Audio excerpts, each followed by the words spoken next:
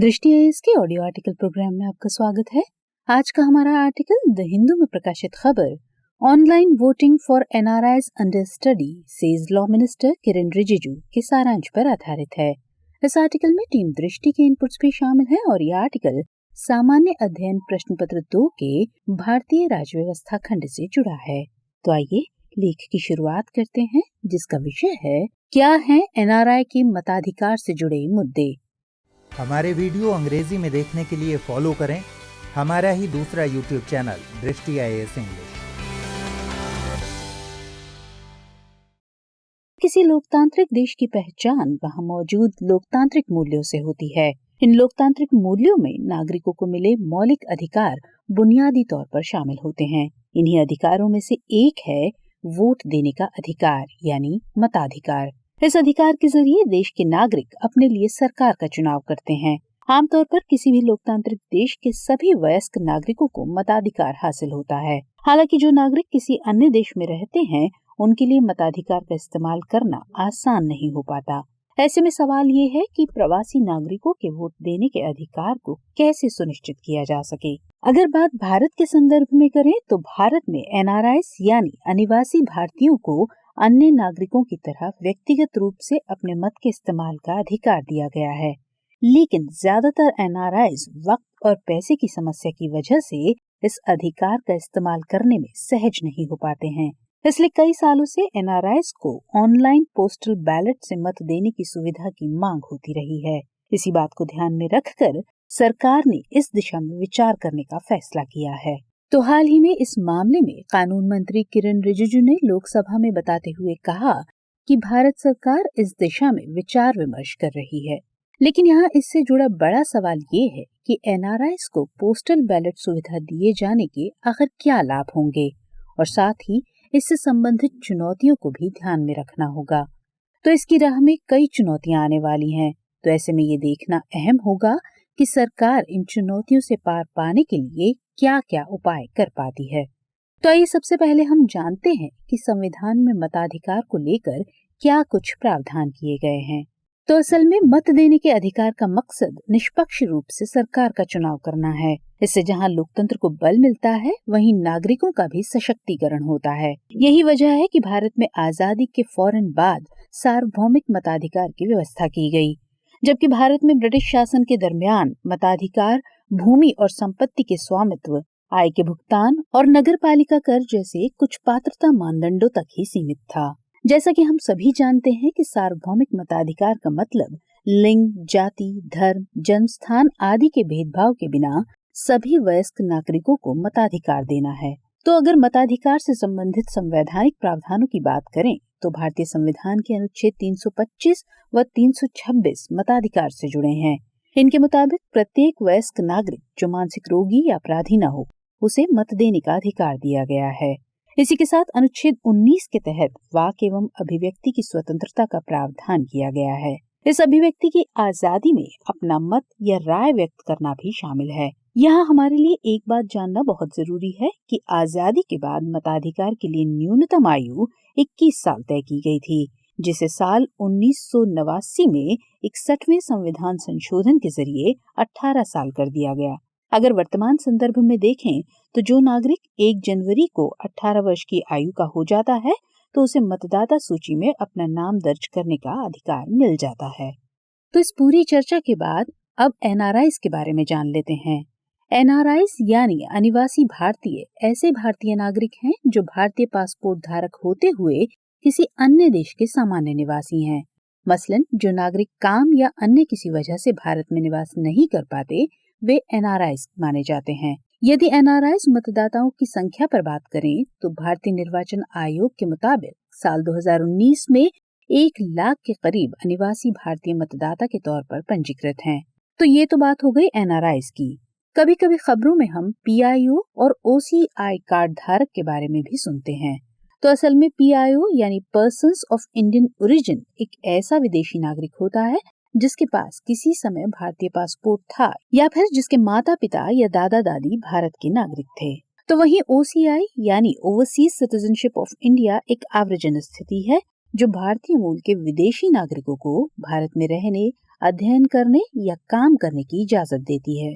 दूसरे लफ्जों में कहें तो एनआरआईज जहां भारतीय नागरिक होते हैं तो वहीं पीआईओ और ओसीआई कार्ड धारक भारत के नागरिक नहीं होते। हालांकि इन्हें अन्य विदेशियों की तुलना में कुछ विशेष रियायतें मिलती हैं। जहां एनआरआईज को अन्य भारतीयों के समान ही सभी अधिकार मिलते हैं, वहीं पीआईओ और ओसीआई कार्ड धारकों को राजनीतिक के अलावा अन्य आर्थिक और वित्तीय अधिकार ही प्राप्त होते हैं।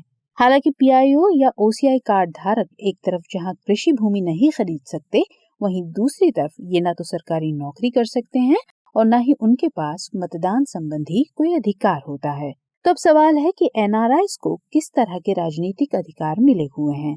तो एनआरआईज को भारत के चुनावों में मत देने का अधिकार दिया गया है। हालांकि वर्ष 2010 से पहले की व्यवस्था के मुताबिक 6 माह से अधिक समय से विदेश में रह रहे भारतीयों को चुनाव में मतदान का अधिकार नहीं था। लिहाजा ज्यादातर एनआरआईज अपने अधिकार से वंचित रहे। इस मसले को समझते हुए जन प्रतिनिधित्व संशोधन अधिनियम 2010 पारित किया गया। इस संशोधन के बाद 6 महीने से अधिक समय से विदेश में रह रहे एनआरआईज भी मतदान करने के लिए पात्र हो गए। लेकिन समस्या ये है कि वे केवल उस स्थान के मतदान केंद्र पर जाकर मतदान कर सकते हैं जो स्थान उनके पासपोर्ट में दर्ज है। कुछ साल पहले लोकसभा ने एक विधेयक पारित किया था जिसमें पंजीकृत अनिवासी भारतीय मतदाताओं को भारतीय चुनावों में अपनी तरफ से वोट डालने के लिए प्रॉक्सी का उपयोग करने की अनुमति दिए जाने का प्रावधान था। इसके लिए चुनाव आचरण नियम 1961 में कुछ शर्तों के साथ संशोधन करने का प्रस्ताव था।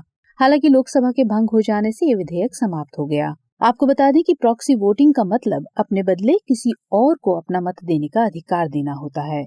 मौजूदा वक्त में ये सहूलियत सेना के जवानों के लिए है। जैसे कि अगर कोई जवान वोट देने के लिए अपने पोलिंग बूथ पर जाने में असमर्थ है तो वो अपने परिजन में से किसी को ये अधिकार दे सकता है कि उस जवान के बदले उसका परिजन मताधिकार का इस्तेमाल कर ले। यहाँ ये बात ध्यान में रखना जरूरी है कि जिस व्यक्ति को मत देने का अधिकार दिया जाना है या दूसरे शब्दों में कहें तो जिसे प्रॉक्सी बनाया जाना है, वो उन्हीं के निर्वाचन क्षेत्र का निवासी होना चाहिए। हमारे लिए जानने लायक एक बात ये भी है कि ईसीआई यानी भारतीय निर्वाचन आयोग ने सरकार से एनआरआईज को इलेक्ट्रॉनिक पोस्टल बैलेट के जरिए वोट देने की इजाजत के लिए संपर्क किया था। ईसीआई ने ईटीपीबीएस यानी electronically transmitted postal ballot system अपनाने का प्रस्ताव रखा था। मौजूदा वक्त में ईटीपीबीएस सर्विस वोटरों के लिए उपलब्ध है। गौरतलब है कि सर्विस वोटर आमतौर पर सरकारी नौकरी करने वाले मतदाता होते हैं। इस प्रस्ताव पर विदेश मंत्रालय ने सभी हितधारकों के साथ एक बैठक आयोजित करने की सलाह दी। एनआरआईज को ये पोस्टल बैलेट सुविधा देने के लिए चुनाव आचरण नियम 1961 में संशोधन करने की जरूरत होगी। एक बात ये भी है कि इस कानून में सुधार के लिए संसद से इजाजत नहीं लेनी पड़ेगी। केंद्र सरकार अपने स्तर पर ये फैसला ले सकती है। अब अगर ईटीपीबीएस सिस्टम पर एक नजर डालें तो सर्विस वोटरों को इस सुविधा का इस्तेमाल करने की अनुमति देने के लिए चुनाव आचरण नियमों में साल 2016 के दरमियान संशोधन किया गया था। पोस्टल बैलेट पंजीकृत सर्विस वोटरों को इलेक्ट्रॉनिक रूप से भेजे जाते हैं। सर्विस वोटर पोस्टल बैलेट को डाउनलोड कर बैलेट पेपर पर अपना मत दर्ज कर सकता है और इसे सामान्य मेल के जरिए निर्वाचन क्षेत्र के रिटर्निंग अधिकारी को भेज सकता है। इस पोस्टल बैलेट के साथ एक सत्यापित घोषणा पत्र भी शामिल होता है। इस प्रक्रिया में ध्यान देने वाली एक बात ये है कि मतगणना के दिन सुबह 8 बजे तक पोस्टल बैलेट रिटर्निंग ऑफिसर के पास पहुंच जाना चाहिए। तो आइए अब इस कदम के लाभों पर नजर डालते हैं। तो एक नजर भारतीय डायस्पोरा पर डालें तो 18 मिलियन से ज्यादा डायस्पोरा दुनिया भर के देशों में रह रहे हैं, जिनमें एनआरआईज की बड़ी तादाद है। लेकिन मतदाता के तौर पर पंजीकृत एनआरआईज की संख्या केवल 1 लाख के करीब ही है। एक तथ्य ये भी है कि साल 2019 के लोकसभा चुनावों में महज 25,000 एनआरआईज ही मतदान करने भारत आ सके। ऐसा अक्सर देखा गया है कि ज्यादातर एनआरआईज भारत में आकर यहाँ के चुनावों में भागीदारी तो बढ़ाना चाहते हैं, लेकिन वक्त की कमी उनके सामने एक समस्या बन जाती है। इस स्थिति में ऑनलाइन पोस्टल बैलेट जैसी सहूलियत न केवल एनआरआईज के वक्त और धन की बचत कराएगी, बल्कि चुनावों में उनकी मौजूदगी भी बढ़ाएगी। ये भी देखा जाता है कि अनिवासी भारतीय भारत की सियासत से न केवल अनजान रहते हैं, बल्कि वो इसमें दिलचस्पी भी नहीं दिखाते वर्तमान में भारत सरकार एनआरआई समेत दूसरे भारतीय मूल के प्रवासियों को भारत की राजनीति और अर्थव्यवस्था में भूमिका बढ़ाने के विजन को लेकर काम कर रही है। इसलिए ऑनलाइन पोस्टल बैलेट की सहूलियत इस विजन को पूरा करने की दिशा में कारगर साबित हो सकती है। ये विजन न केवल अनिवासी भारतीयों का भारत की राजनीतिक व्यवस्था से एक जुड़ाव बनाएगा, बल्कि उनकी राजनीतिक समझ में भी बढ़ोतरी करेगा। इस कदम से भारतीय राजनीति में मौजूद कमियों को दूर करने में एनआरआईज़ की भागीदारी भी बढ़ेगी। भारत के चुनावों में आमतौर पर देखा जाता है कि मतदान में लोगों की भागीदारी कम रहती है। जैसे कि 2019 के लोकसभा चुनाव में लगभग 67% लोगों ने ही मतदान किया।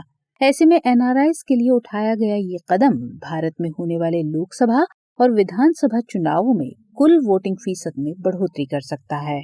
एनआरआई से संबंधित योजना और सुविधाओं पर अपने घोषणा पत्र में राजनीतिक दल बहुत कम ध्यान देते हैं या इस मुद्दे को अपने घोषणा पत्र में शामिल ही नहीं करते हैं। इसकी एक वजह एनआरआईज़ की मतदान प्रक्रिया में भूमिका का बहुत कम होना है। इस स्थिति में ये कदम राजनीतिक घोषणा पत्रों में एनआरआईज़ की भूमिका को बढ़ाने में मददगार होगा, जिससे समूह को लाभ मिलने की उम्मीद है।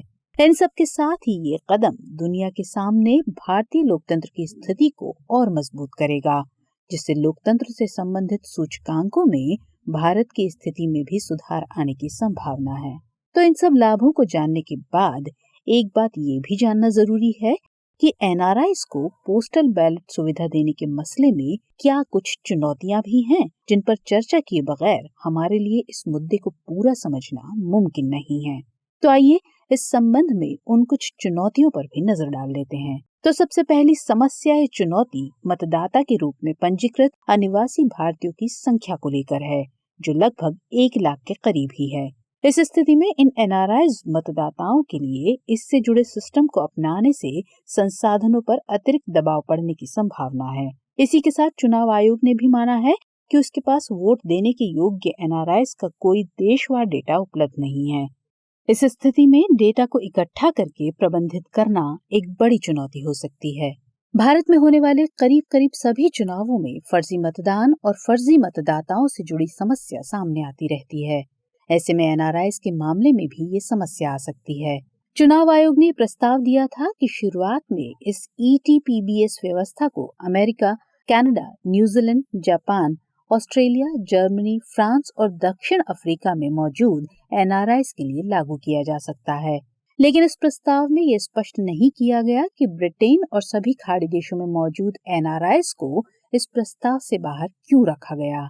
एक अन्य पहलू ये भी है कि एनआरआईज़ को आमतौर पर स्थानीय मुद्दों की जानकारी कम होती है। इस स्थिति में एनआरआईज़ के सामने मुद्दों को जाने बिना अपना मत देना कई उलझनों को पैदा कर सकता है। इन सब के साथ एक समस्या आंतरिक प्रवासियों के लिए इस तरह की व्यवस्था का न होना भी है। एक राज्य का व्यक्ति दूसरे राज्यों में रहते हुए वोट नहीं डाल पाता।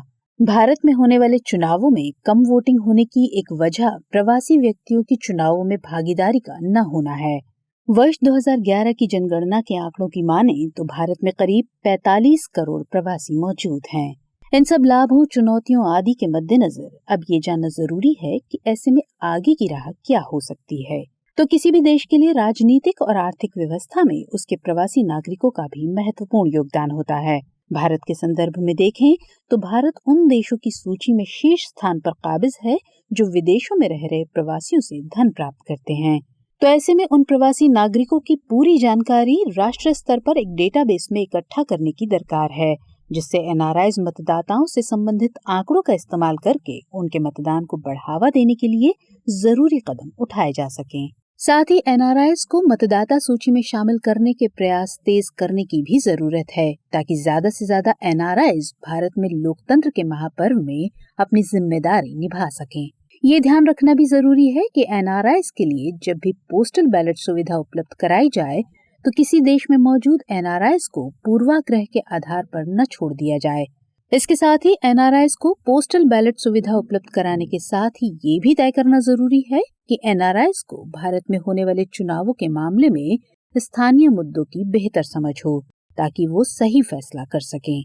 एक उपाय वोटर कार्ड को आधार कार्ड से जोड़ने के स्तर पर भी हो सकता है, ताकि फर्जी मतदान की संभावनाओं को कम किया जा सके। चूँकि भारत में आंतरिक प्रवासी भी ठीक ठाक संख्या में मौजूद हैं, इसलिए पोस्टल बैलेट की सुविधा इस वर्ग को भी दिए जाने की जरूरत है, ताकि न केवल भारत में मतदान फीसद में वृद्धि हो, बल्कि इस वर्ग को ध्यान में रखकर सरकारी नीतियां भी बनाई जा सकें।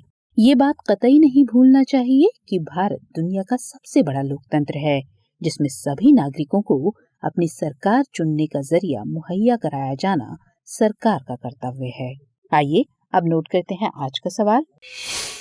वर्तमान में एनआरआईज के लिए मतदान प्रक्रिया पर चर्चा करते हुए बताइए कि पोस्टल बैलेट सुविधा इस समूह को कैसे लाभ पहुंचा सकती है।